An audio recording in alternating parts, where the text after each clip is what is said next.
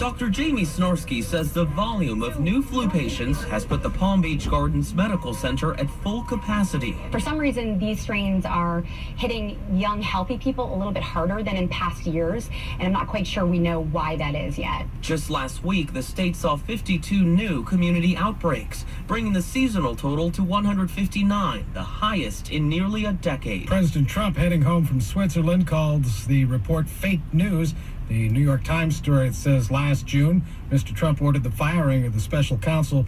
Correspondent Margaret Brennan says the president pitched the U.S. as a business destination during a speech at that business forum in Davos. The economic message that the president has brought here has been very warmly received. It's one that he thinks he doesn't get credit for back in the United States. As the president was speaking, those latest GDP numbers crossed the wire, showing consumer spending continues to grow and to boost that. So it's only 2.6%. That's less than what the president had predicted, but it's still showing economic growth at home. On Wall Street, all-time highs across the board today.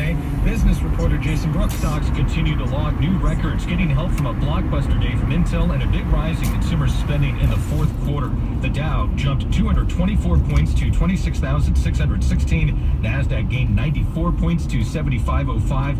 S&P rose 33 points to 2872. In Uniontown, Pennsylvania, police stopped a potential tragedy. They have arrested a 14-year-old high school student who allegedly wanted to kill several students at his school. Fayette County DA Richard Bauer. He's being charged with terroristic threats, possession of a firearm by a minor, and criminal attempt to commit a catastrophe at Uniontown High School today. Some of the weapons found in the teenager's home included one semi-automatic rifle, one shotgun, 2 machetes, throwing knives, plus a couple of lever-action rifles, a handgun, and a crossbow.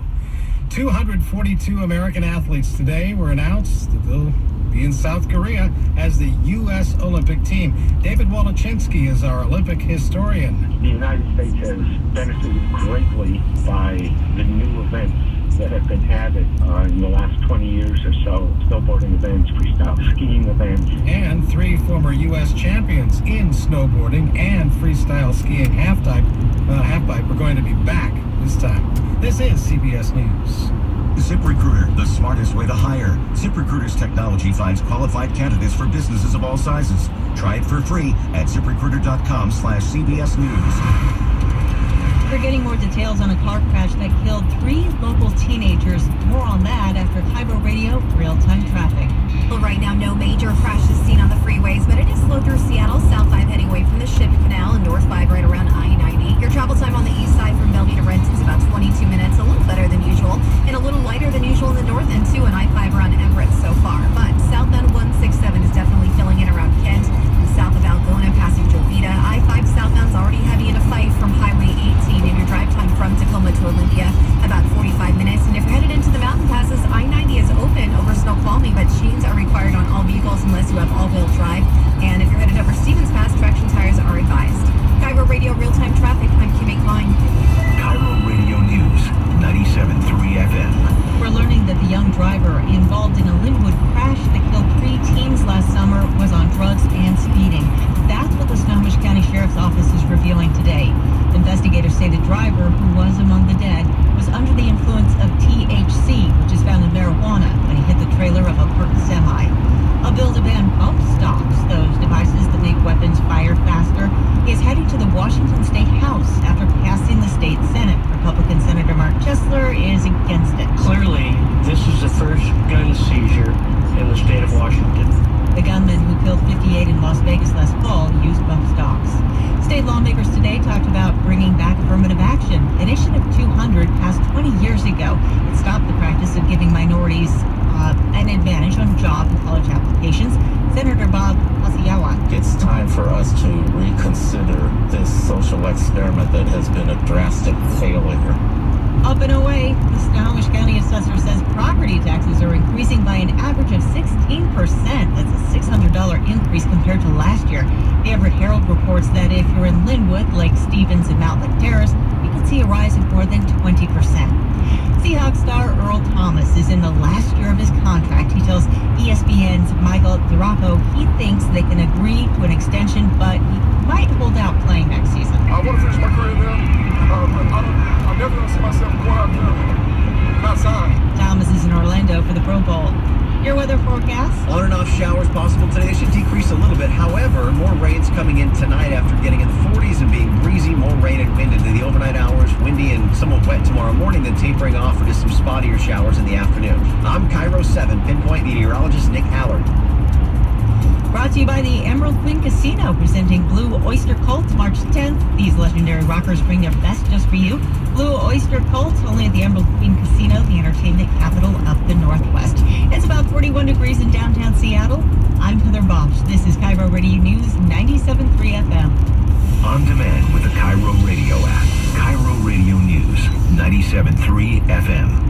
The Big Lead is brought to you by 3010 Weight Loss for Life. We got a little bone to pick with the programming department. Would it kill you every once in a while to play a little fog hat?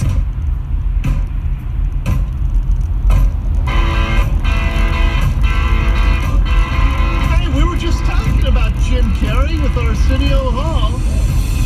There's Jim Carrey making a Friday appearance on The Big Show.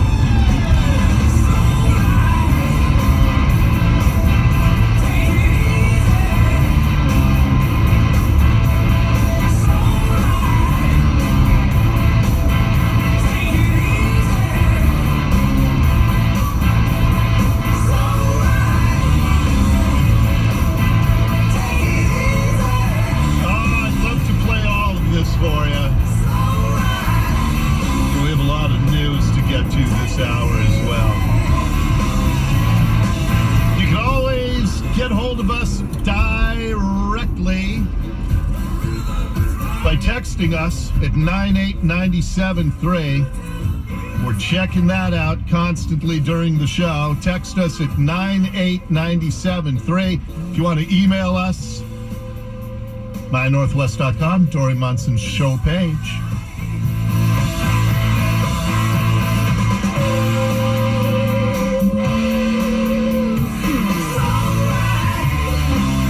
So we just got this audio in. Heather played a short clip in her newscast, but I haven't even had a chance to preview this. You remember after the Seahawks played the Dallas Cowboys, Earl Thomas famously went to the Cowboys locker room and said to their coach, hey, if you want me, hit me up. Meaning Earl Thomas sounded like he wants to go play in Dallas. And I asked Pete Carroll about that, and he said that he wouldn't read too much into it. But now we are hearing from Earl Thomas, who is at the Pro Bowl, and he was asked about his contract status with the Seahawks and the money talks that they've been having. Contract status, have they offered you anything? You want to finish your career there, that kind of stuff?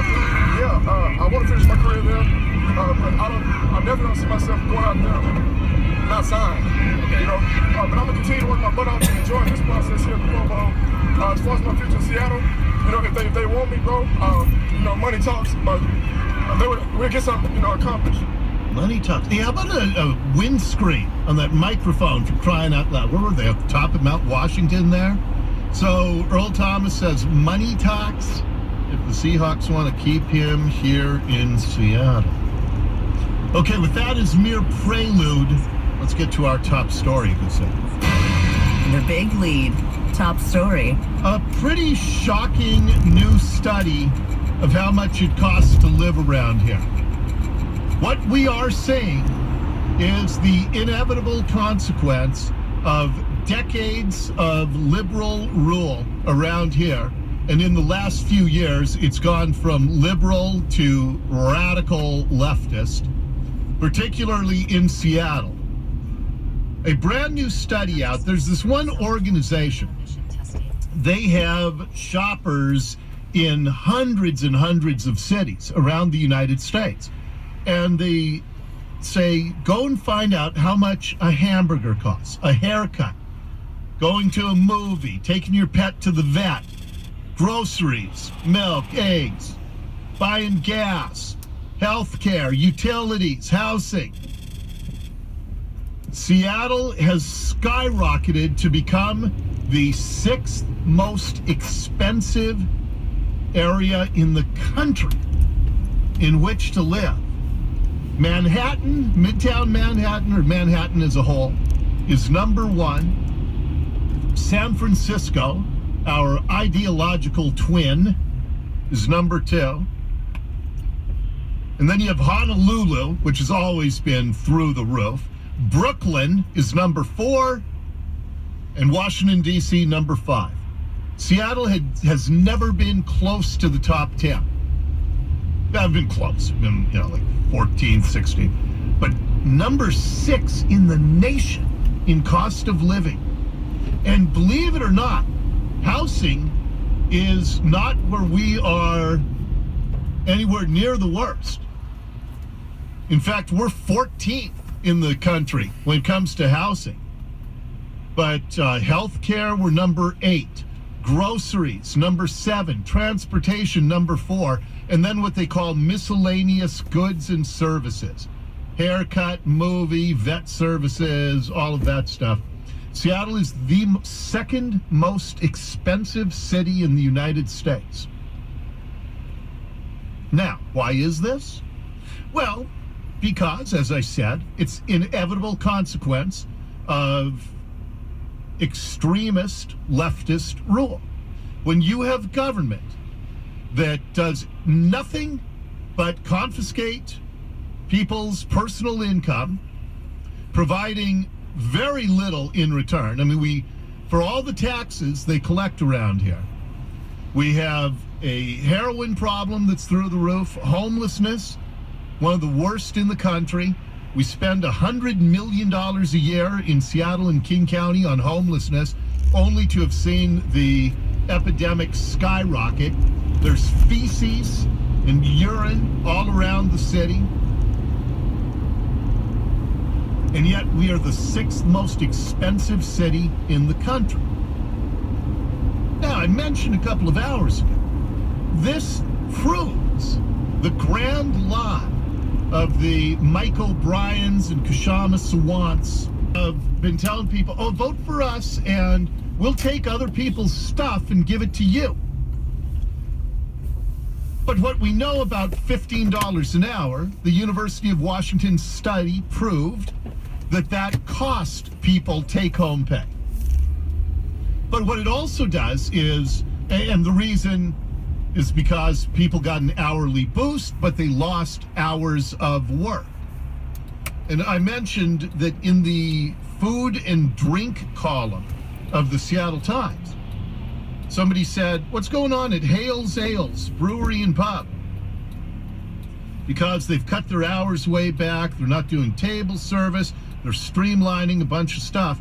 And they asked the owner, and she said, we've had ups and downs throughout the years. However, we always seem to come out smiling. The last 2 years have not been the same. Our pub business has seen a decline in customers, a rise in wages and employee expenses, sick leave, insurance, etc. The street parking we've always enjoyed is filling up with RV campers who make being in the area at nighttime feel a bit uneasy, let alone taking up many of the parking spaces. They've contributed to reduced profitability. So they've had to cut back their hours there. And it sounds like the business is facing some really challenging times right now. But this is part of the epidemic of radical leftist politics. You tell the poor you're going to help them, you hurt them. Not only are they taking home less, these minimum wage workers, but if they want to go get a sandwich or a burger or get a haircut, they are paying dramatically more. And yet, these poor, delusional people in this city continue to vote for the radicals who are helping to destroy the city economically. I just find it absolutely depressing that while the rest of the country is seeing an unprecedented economic boom right now because of reduced regulations and cutting of taxes, that we are clinging to jacking taxes not just higher, The news we told you yesterday, the average home in Snohomish County is going to pay $600 a year more in property taxes in 2018. In King County, it's going to be $1,000. Those numbers are not out yet, I'm guessing. But King County is going to be hit the hardest. $1,000 increase in property taxes. Pierce County, hundreds of dollars more. Gas tax, second highest in the country. Jay Inslee wants to make it the highest. Sales tax, among the highest in the country. Sound Transit, your car tax. Criminal ripoff of Sound Transit. Hundreds of dollars a year more. Illegal tolls on the roads. 405, where an attorney general has to reinterpret basic English to continue the illegal collection of tolls. And so we've got all these families that are paying thousands and thousands and thousands more a year just in taxes. And then you have the stealth tax of inflation here in Seattle, where lunatic government has driven the cost of everything through the roof. It is quite the grand lie. And so now we are seeing some more misguided efforts to take this region down the exact same path in other ways. That is next in the Big Lead. The Big Lead, Big Local. In our state, rent control has been illegal since 1981. But there is a bill that's gaining traction in Olympia that would repeal that state law and allow the re-implementation of rent control, which would be disastrous. But it is this, extreme leftist canard that's out there. Roger Valdez is a contributor to Forbes.com and a frequent guest on our show. Roger joins us live here on Cairo Radio. Hey, Roger, good to talk to you again. Good to talk to you. I was just saying you're on a roll. Well, tell for my listeners, because I know that New York City has had rent control. What are the practical implications of rent control in the cities that have it? Well, what rent control does is it ends up killing off supply because you destroy the financial incentive to be able to invest in making more housing. So if you believe in supply and demand and if scarcity is what high prices in it is an indication of scarcity.